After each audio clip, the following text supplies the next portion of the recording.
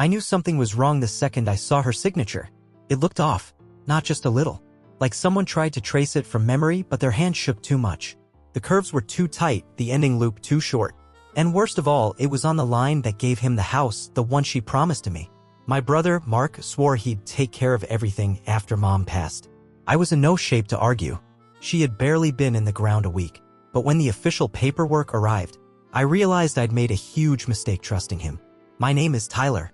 I'm 34, freelance web developer. I work from home, lived with Mom for the last year while she went through chemo. She passed in September. Mark? He's 41, lives in Austin, works in commercial real estate. He flew in for the funeral and stayed exactly 2 nights. He didn't cook her soup, didn't help her shower, didn't hold her hand at 2 a.m. when she couldn't sleep. That was me. That was all me. Still, I believed him when he said he'd handle the legal stuff. He even said, Mom wanted you to stay in the house, obviously. I'll make sure that happens. I didn't question it. I should have, before everything fell apart. Growing up, we weren't exactly the kind of family that shared feelings. Dad died when I was 15. Mark had already left for college by then. After that, it was just me and Mom. She worked at the library until arthritis forced her to retire early. I helped out where I could. Mowed the lawn, fixed the leaky sink.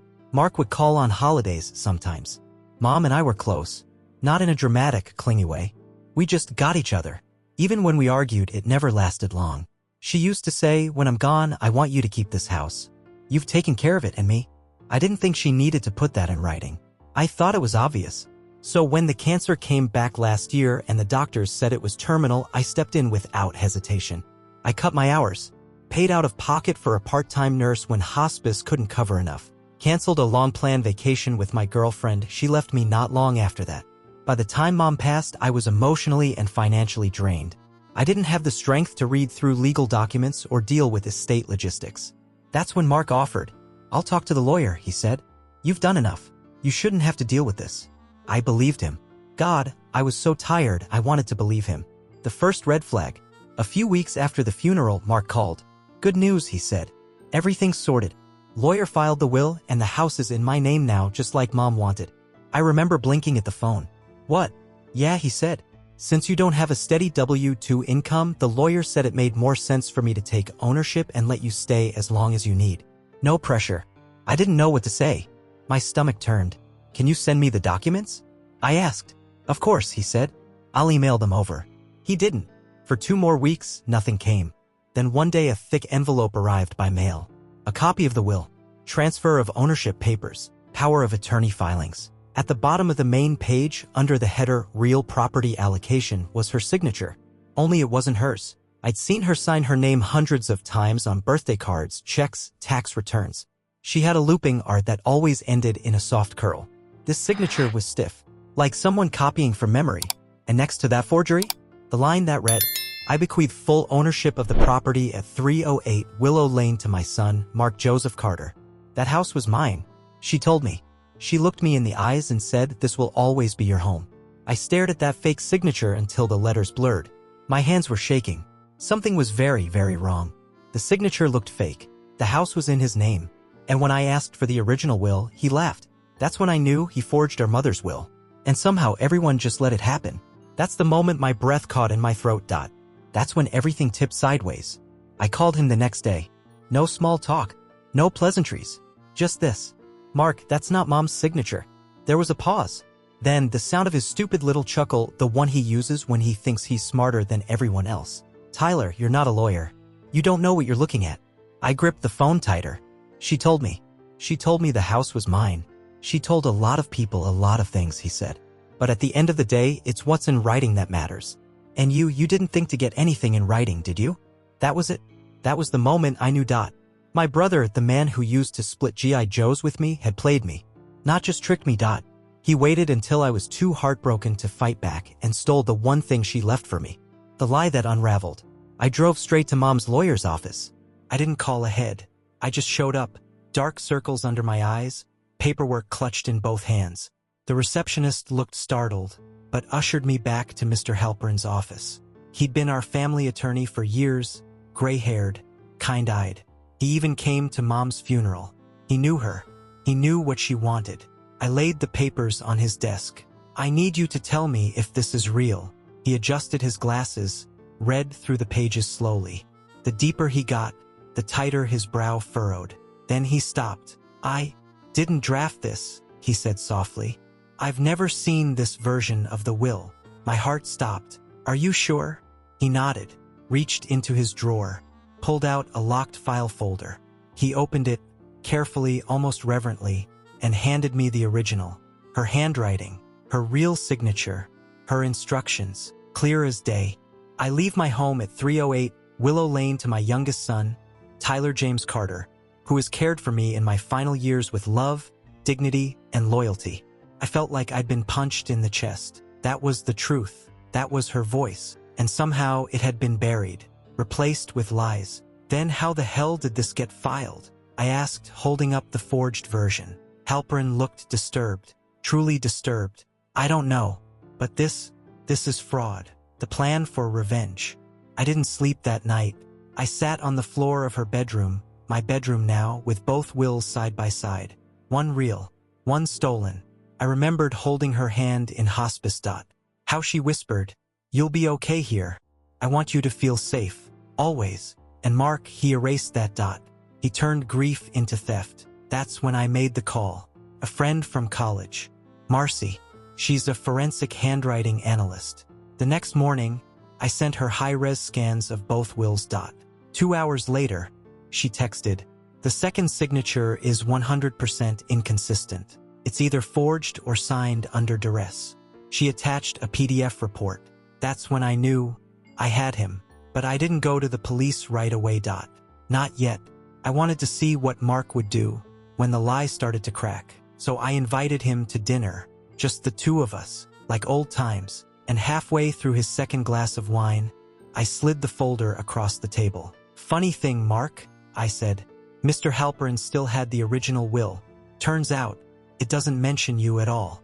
He froze, didn't blink, didn't breathe, and then he smiled. "So what, Tyler? You gonna sue your own brother?" I leaned forward. "No, I'm gonna burn you down." Slowly, his smile faltered. "I've got the original. I've got a handwriting report. And I've got enough friends in town who know Mom's wishes. So unless you want your little real estate empire smeared across every courthouse from here to Austin, you give back my house." "You don't scare me," he said. So I made sure he learned what it felt like to be powerless, like I had been when I watched him steal Mom's legacy with a pen and a lie. 2 days after that dinner, I filed the paperwork. I marched into the probate court with every document in a neat manila folder. The original will, the forensic handwriting report, the forged copy that Mark had filed, a notarized statement from Mom's best friend confirming what she had told her, that the house was for me, always. I didn't scream. I didn't cry. I just let the truth speak louder than his fraud. The clerk gave me a case number. The judge granted an emergency review hearing. And that's when Mark started to panic. The mask slips. He called me the next morning. Not from his usual number. A burner. "Ty, come on. Why are you doing this? We're family." That word family hit me like a slap. Where was family when he left me to clean out Mom's closet by myself? Where was family when I begged him to slow down the estate process and he said, "I've already moved on"? Where was family when he forged her name on a lie? "You stole from me," I said coldly. "You stole from her." Silence. Then, for the first time, he lost it. "Fine. You want the damn house? Take it. You think I care? It's a piece of crap. I was doing you a favor, keeping your broke ass off the street." I didn't respond. Let him scream. Let him unravel. Because the more he talked, the more leverage I had. The hearing. 2 weeks later, we were in front of a probate judge. Mark showed up in a tailored suit, smug and polished like always. I wore a black tie Mom gave me for my first job interview. I kept my head down as my lawyer, Jason, a calm, sharp bulldog of a man, laid out our case. He handed the judge our evidence, a dated and notarized copy of the Real will, a sworn affidavit from the attorney who drafted it. The forensic analysis confirming the signature on the second document was highly likely to be forged. Phone records showing Mark contacted a mobile notary service 2 weeks after Mom's death, not before. Mark tried to argue. Tried to say Mom changed her mind verbally before she passed. Jason raised one eyebrow.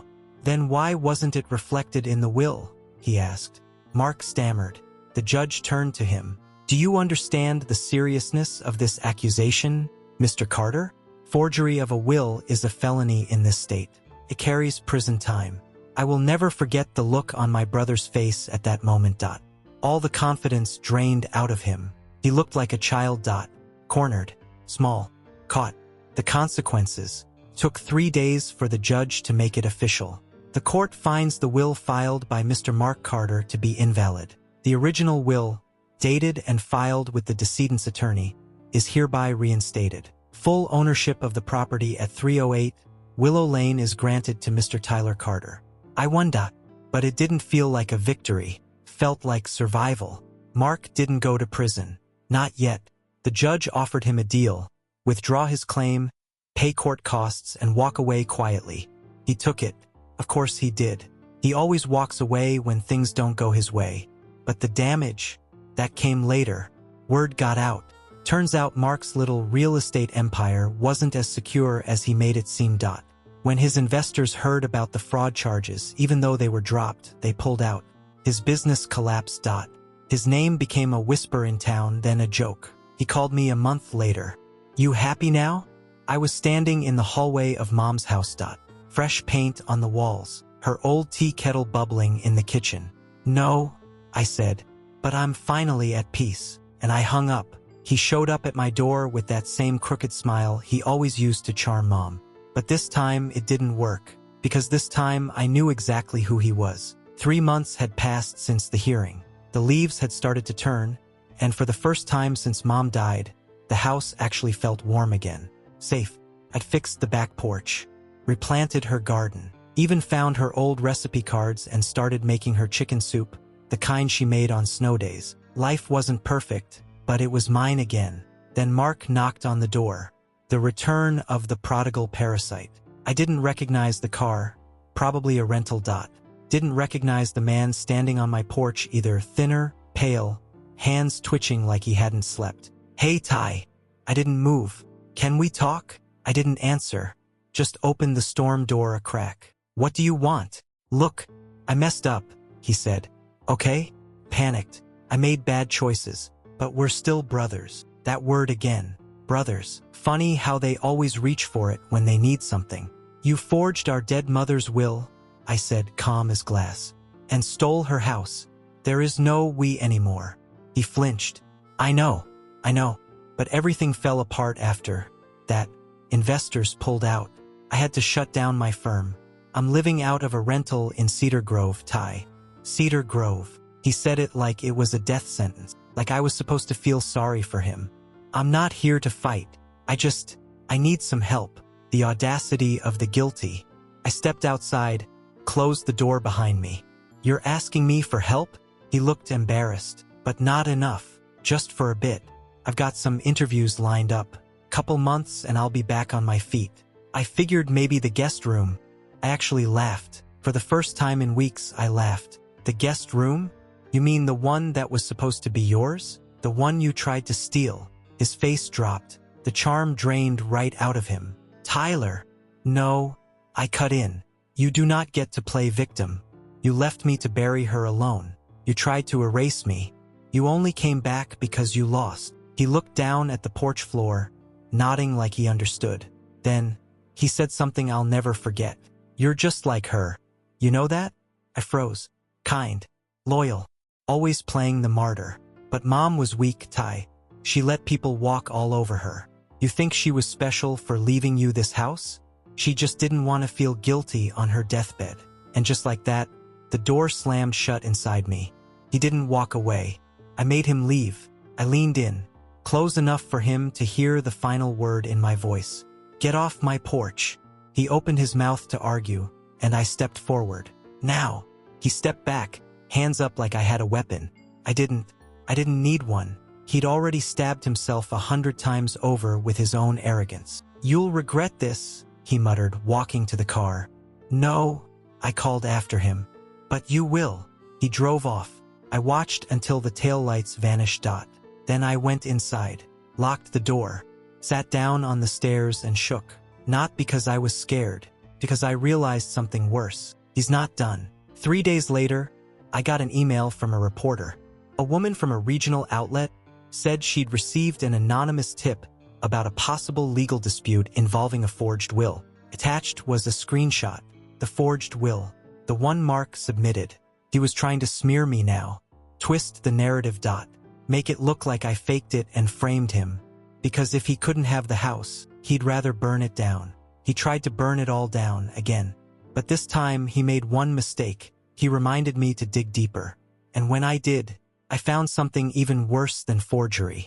The reporter never ran the story. I met her at a coffee shop on Main, handed her a full file, the court ruling, the handwriting analysis, everything that proved Mark lied. She thanked me, said she wouldn't touch the anonymous tip without evidence. I get these all the time, she said, usually from bitter siblings trying to start a war. I smiled, but inside I was boiling. Mark had not learned his lesson. He was still playing games, still trying to twist the truth in his favor. But something she said stuck with me. It's always the ones who feel entitled that make the most noise. I couldn't stop thinking about it.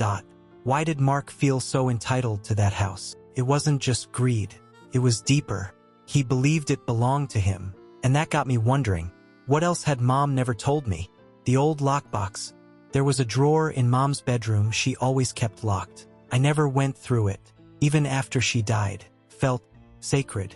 But that night, after the reporter meeting, after I sat in the dark replaying every lie, I got up, found a thin screwdriver, and popped the lock.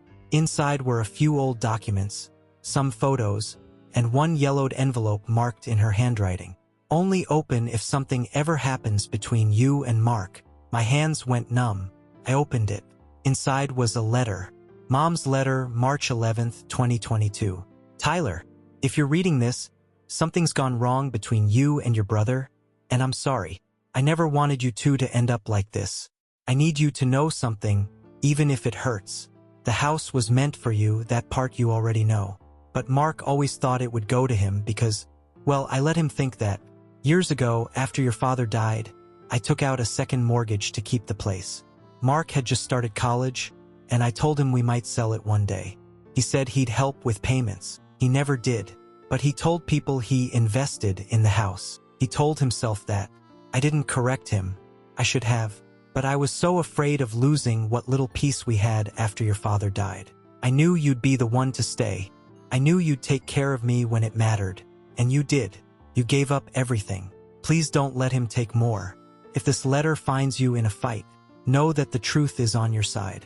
And that I always saw you. I always knew the man you'd grow to be. Love, Mom. I stared at that letter for a long time. She knew. She saw it coming. And she left me one last weapon. The confrontation. I sent Mark a photo of the envelope. Just the front. Just her handwriting. No caption. Within minutes, he called. Where did you get that? You already know. She told you? She told you about the fake investment? Yeah. She told me everything. Silence. It was never yours, Mark. Not the house. Not her memory. Not even your version of the story. He tried to play it off. She manipulated both of us, Tyler. You think she was perfect? She lied to me for years. No. She just stopped cleaning up after your mess. Then I told him the final nail. If you ever contact me again, or another reporter, I'll release the letter. To the press. To your clients. To everyone. He didn't speak. I waited. Then he hung up. The silence that followed. It's been 5 months since that call. I haven't heard from him since. Not a text. Not a whisper. I checked. He moved back to Austin. Closed his company for good. Went quiet. Mom's house is mine. Officially, spiritually, emotionally. The garden is blooming. The floors still creak in the same old spots. But it's peaceful. She's gone. And so is the war. The house felt safe again. Quiet. Like she never really left. And then, one Sunday morning, I opened the door to find a little girl with Mark's eyes standing on my porch. She couldn't have been more than 7. Brown hair, nervous hands, holding a tiny pink backpack that looked too clean for a weekend trip. Behind her stood a woman I didn't recognize. Late 30s, tired eyes, looking like she'd driven all night. Are you Tyler Carter? She asked. I nodded, slowly. I'm sorry for showing up like this. I didn't know where else to go. She crouched next to the girl, rested a hand on her shoulder. This is Lily. She's Mark's daughter. The truth comes knocking. Mark never told me he had a kid. The woman, Jenna, said they'd broken up a year ago. She'd left after he became someone she didn't recognize. Controlling, bitter, paranoid. She didn't give details, but she didn't have to. I knew that version of him too well. She told me he'd lost his place again, was staying with a friend. Then she handed me a folded sheet of paper. He left this on my windshield, said if anything ever happened, I should bring Lily here. I unfolded the note. If things go bad, Tyler will do the right thing. He always does. My hands shook. A new decision. I stared at the girl. She stared back, eyes wide, scared, clutching her backpack like a lifeline. She didn't know me. Didn't know what her father had done. All she knew was that her mom drove her through the night to meet a stranger who lived in the house her grandma once owned. I crouched down, met her at eye level. "Hi, Lily," I said gently. "Do you like pancakes?" She nodded, just barely. "Then I think we can figure this out." Jenna burst into tears, right there on the porch. Not forgiveness, not redemption, just a beginning. Lily stayed for the weekend, then a week, then longer. Jenna moved into a small rental a few blocks over. Started working at a clinic downtown. She's good with people, sharp, grounded. We didn't talk much about Mark, but one night, after Lily had gone to bed and we were washing dishes, Jenna said something that stuck with me. "You didn't have to help us." "I know. So why did you?" I paused, drying my hands. "Because someone has to end it. The hurt, the silence, the war." She nodded. "We didn't speak after that. We didn't need to." Epilogue. Lily likes to sit in the garden on sunny days. She says the house smells like old stories. I tell her it's just the wood floors, but secretly I think it's Mom. Some nights I hear her in Lily's laughter, and sometimes I catch Lily whispering to the framed photo of Mom in the hallway. "Thank you for letting me live here." She says it like a prayer, like she knows somehow that this house was built on sacrifice, sorrow, and finally, healing. Final note. I don't know if Mark's still out there. I don't check. I don't care. All I know is he tried to steal a house. But in the end, I inherited something more powerful. A legacy. A life. A reason to stay. And I'll protect it with everything I've got. Tyler's son, brother, survivor.